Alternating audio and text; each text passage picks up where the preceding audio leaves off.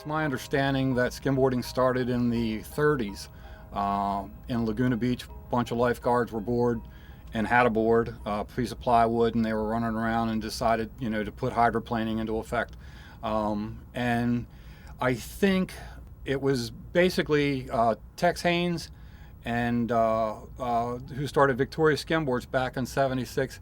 He pretty much was the innovator and did everything. Most of the stuff that Tex came up with, Tex and his guys came up with, they're reinventing today. But the Victoria had already been there and done most of the stuff.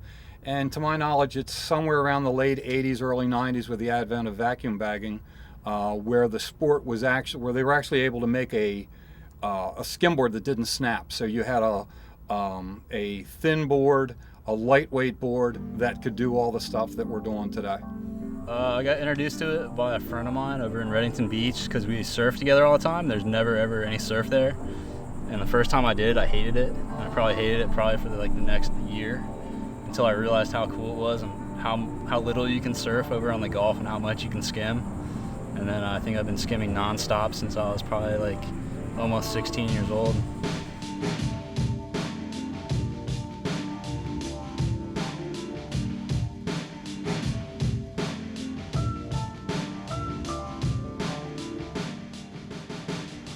If it wasn't for skimboarding, I definitely wouldn't be right here, right now. Wouldn't have met so many people. I was all my friends skim. I wouldn't have met any of them. I don't know what I'd be doing. Skimboarding was, just a sport that people thought kids, threw down on the sand and rode around on the sand, didn't hit waves, and there wasn't a legit tour or professionals or anything like that. Misconceptions about skimboarding. I think the biggest one is when people walk into the store and they see a video and the first thing that comes out of their mouth is, gee, I didn't know you could do that on a skimboard. Everybody, the non-initiated, still think that skimboarding is nothing more than sliding back and forth parallel to the ocean. They have no idea of the true extent of where guys have taken the sport.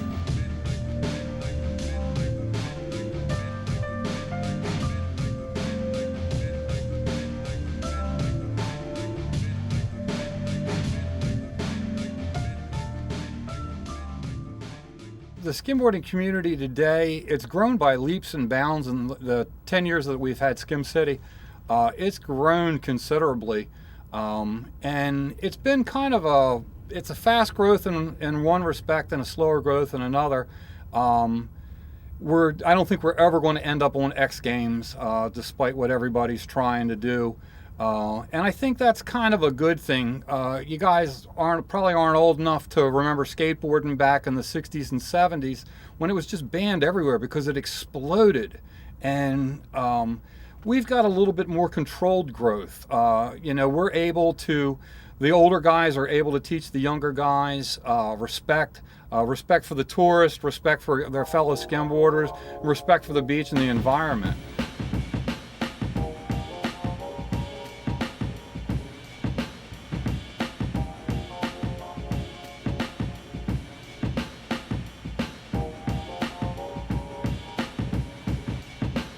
Skimming's definitely way more fun than surfing for me. Surfing's is really boring, I think. The difference between the surfing kids and the skimboard kids, the skateboard kids, and the sponge kids, we've talked about it. The guys the adults that are involved in the sport, and myself, and even the guys that help me out around Skim City and customers and stuff. It's a different breed of kid that skims. One thing for sure is that they're just, I don't know, I'm not trying to bust on the surfers or bust on the skateboard kids or anything, but they're really good kids. I'm 54, so pretty much everybody but Tex is a kid to me. Skimboarding was so small 10 years ago, and now it's just blowing up. 10 years from now, it's going to be pretty much where surfing is, hopefully.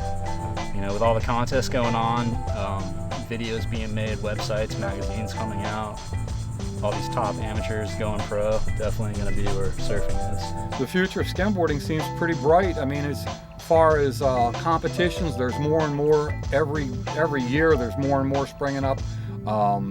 You've got guys doing stuff now on skimboards that they can, you know, they're landing kick flips. You know, 5 years ago, you wouldn't even have thought to land a kick flip on a skimboard. So who knows what's going to be in 10 years? I just hope that the growth is controlled and the respect is shown that we actually can still skim in 10 years.